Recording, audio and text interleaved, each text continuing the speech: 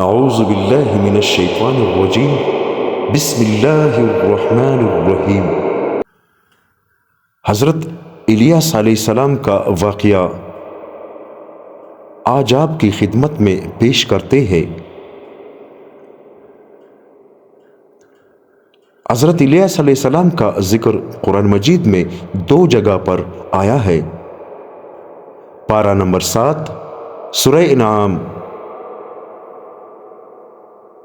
پارہ نمبر 10 سورہ صافات۔ ابن کثیر میں یہ روایت حضرت وہب بن رضی اللہ تعالیٰ عنہ آپ کا سلسلہ نسب اس طرح ہے: الیاس بن نسی بن فناس بن عبداس بن ہارون علیہ السلام بن عمران۔ آپ حضرت حزقیل علیہ السلام کے بعد بنی اسرائیل میں مبعوث ہوئے۔ معارف القرآن میں ہے کہ تاریخی اور اسرائیلی روایات اس بات پر متفق ہے کہ آپ حضرت حزقیل علیہ السلام کے بعد اور حضرت الیسع سے پہلے بنی اسرائیل کی طرف مبعوث ہوئے۔ آپ اردن کے علاقے جلاد میں پیدا ہوئے تھے۔ اس وقت اسرائیل کے ملک میں جو بادشاہ حکمران تھا اس کا نام بائبل میں آخی اور عربی تواریخ و تفاسیر میں عجب یا اخب مذکور ہے۔ اس کی بیوی ایزبل بعل نامی ایک بت کی پرستار تھی۔ تفسیر کشف الرحمن میں ہے کہ یہ 20 گز لمبا بت تھا۔ اس کے 4 منہ تھے۔ حاکم کی بیوی نے بنی اسرائیل میں بعل کے نام پر ایک بڑی قربان گاہ تعمیر کر کے بنی اسرائیل کو بت پرستی کے راستے پر لگا دیا۔ حضرت الیاس علیہ السلام کو اللہ تعالیٰ کی طرف سے حکم ہوا کہ وہ اس خطے میں جا کر توحید کی تعلیم دے اور اسرائیلیوں کو بت پرستی سے روکے۔ دوسرے انبیاء کی طرح حضرت الیاس علیہ السلام کو بھی اپنی قوم کے ساتھ شدید کشمکش سے دوچار ہونا پڑا۔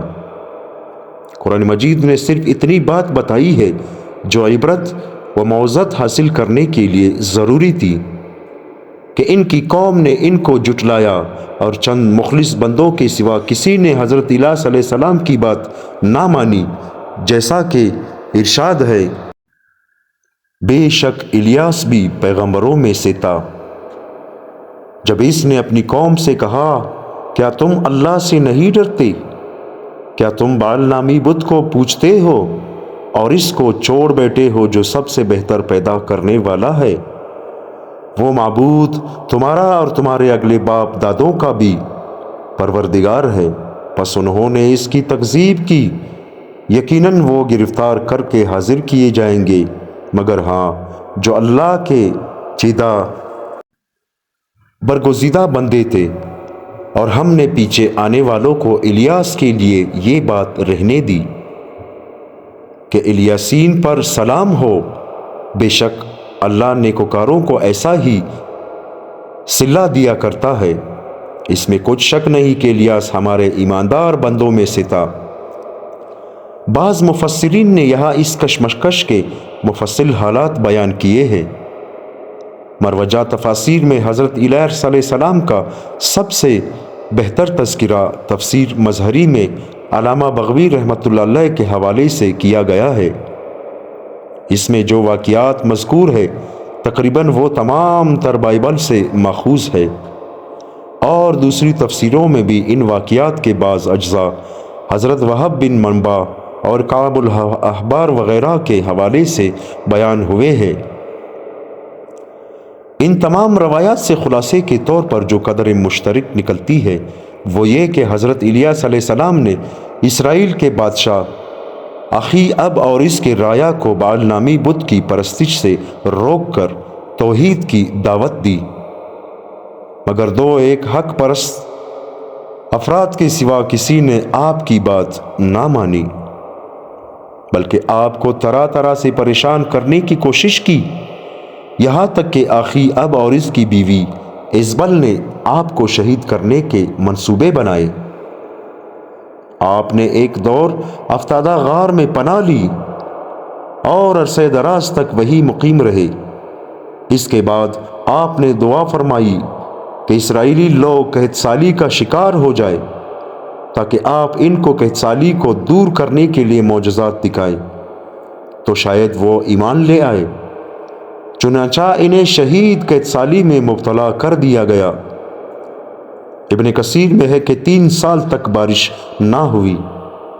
معارف القرآن میں ہے کہ اس کے بعد حضرت الیاس علیہ السلام اللہ تعالیٰ کے حکم سے آخی اب سے ملے اور اس سے کہا کہ یہ عذاب اللہ کی نافرمانی کی وجہ سے ہے، اگر تم اب بھی باز آ جاؤ تو یہ عذاب دور ہو سکتا ہے۔ میری سچائی کے امتحان کا بھی ایک بہترین موقع ہے۔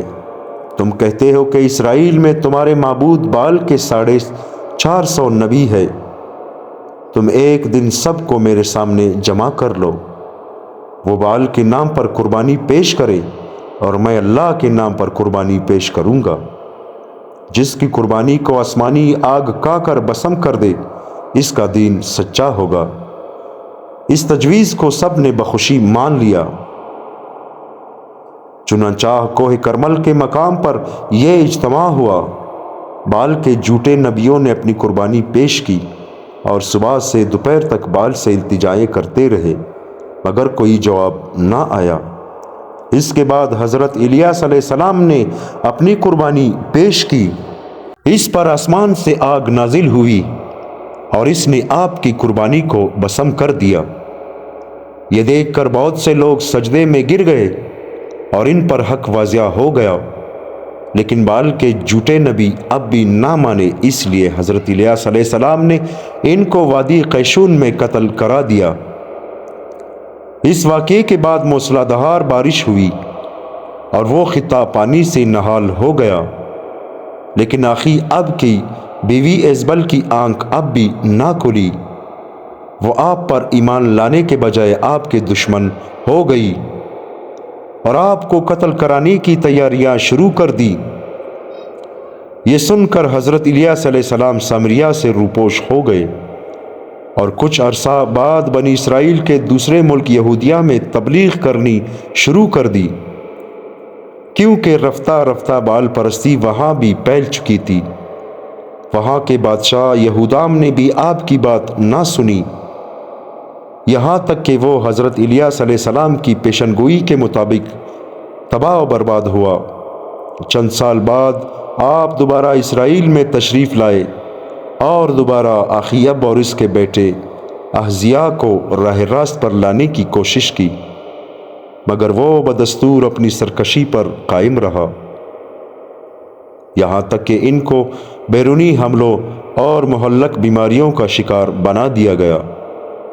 اس کے بعد اللہ تعالیٰ نے اپنی نبی کو واپس بلا لیا۔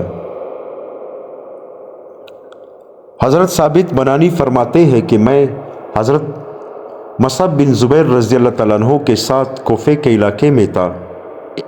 میں ایک باغ کے اندر چلا گیا کہ 2 رکعت نفل پڑھ لوں۔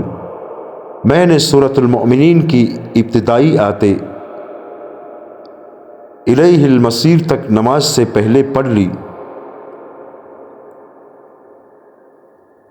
حامیم، اس کتاب کا نازل کیا جانا اللہ کی جانب سے ہے، جو کمال قوت اور کمال علم کا مالک ہے، گناہ کا بخشنے والا، توبہ قبول کرنے والا، سخت سزا دینے والا، بڑی قدرت اور فضل کا مالک ہے۔ اس کے سوا کوئی معبود نہیں، اسی کی طرف لوٹ کر جانا ہے۔ یہ آیات پڑھنے کے بعد اچانک دیکھا کہ ایک شخص میرے پیچھے ایک سفید خچر پر سوار کھڑا ہے، جس کے بدن پر یمنی کپڑے ہیں۔ اس نے مجھ سے کہا کہ جب تم نے یہ آیت پڑھی جس کا ترجمہ یہ ہے، یعنی اے گناہوں کے معاف کرنے والے، مجھے معاف کر دے، اور جب قابل توب پر پڑھا تو یہ دعا کرو، یعنی اے توبہ قبول کرنے والے، میری توبہ قبول کرو، اور جب پڑھو شدید العقاب تو یہ دعا کرو، یا شدید العقاب لا تعاقبنی، یعنی اے سخت عقاب دینے والے، مجھے عذاب سے بچا۔ ثابت نبانی فرماتے ہیں کہ یہ نصیحت اس سے سننے کے بعد جو ادھر دیکھا تو وہاں کوئی نہ تھا۔ میں اس کی تلاش میں باہر دروازے تک آیا، لوگوں سے پوچھا کہ ایک ایسا شخص یمنی لباس میں یہاں سے گزرا ہے؟ سب نے کہا کہ ہم نے کوئی ایسا شخص نہیں دیکھا۔ ثابت کی ایک روایات میں یہ بھی ہے کہ یہ حضرت الیاس علیہ السلام تھے۔ کیا حضرت الیاس علیہ السلام حیات ہے؟ مورخین و مفسرین کے نزدیک یہ مسئلہ بھی زیر بحث آیا ہے کہ حضرت الیاس علیہ السلام زندہ ہے یا وفات پا چکے ہیں۔ تفسیر مظہری میں علامہ بغوی رحمۃ اللہ علیہ کے حوالے سے جو طویل روایت بیان کی گئی ہے، اس میں یہ بھی مذکور ہے کہ حضرت الیاس علیہ السلام کو آتشین گھوڑے پر سوار کر کے آسمان کی طرف اٹھا لیا گیا تھا، اور حضرت عیسیٰ علیہ السلام کی طرح یہ بھی زندہ ہے۔ ابن کثیر میں ہے کہ جب کفار اپنے وعدے سے پھر گئے اور اپنے کفر پر اڑ گئے تو آپ نے یہ حالت دیکھ کر اللہ سے دعا کی کہ انہیں اپنی طرف لے لے۔ ان کے ہاتھوں تلے حضرت الیسع بن اختوبہ پلے تھے۔ حضرت الیاس علیہ السلام کی اس دعا کے بعد انہیں حکم ملا کہ وہ ایک جگہ جائے اور وہاں انہیں جو بھی سواری ملے اس پر سوار ہو جائے۔ جب آپ وہاں پہنچے تو آپ کو ایک نوری گھوڑا دکھائی دیا جس پر آپ سوار ہو گئے۔ اللہ نے انہیں بھی نورانی کر دیا اور اپنے پروں سے فرشتوں کے ساتھ اڑنے لگے۔ حضرت کعب الاحبار سے منقول ہے کہ 4 انبیاء اب تک زندہ ہے۔ حضرت خضر علیہ السلام، حضرت الیاس علیہ السلام زمین میں ہے، اور حضرت ادریس علیہ السلام اور حضرت عیسیٰ علیہ السلام آسمان میں ہے۔ یہاں تک کہ بعض حضرات نے کہا کہ حضرت خضر و الیاس علیہ السلام ہر سال رمضان کے مہینے میں بیت المقدس میں جمع ہوتے ہیں اور روزے رکھتے ہیں۔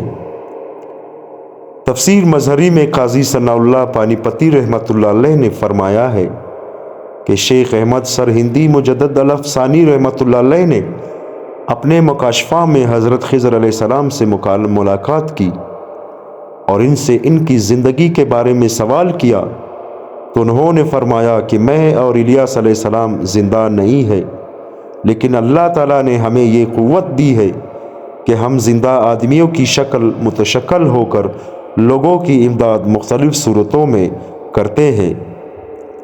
ربنا تقبل منا انک انت السمیع العلیم۔ دوستو، حضرت الیاس علیہ السلام کا واقعہ چونکہ مختصر تھا تو یہاں پر واقعہ اپنے اختتام کو پہنچتا ہے۔ اللہ تعالی ہم سب کو عمل کرنے کی توفیق عطا فرمائے۔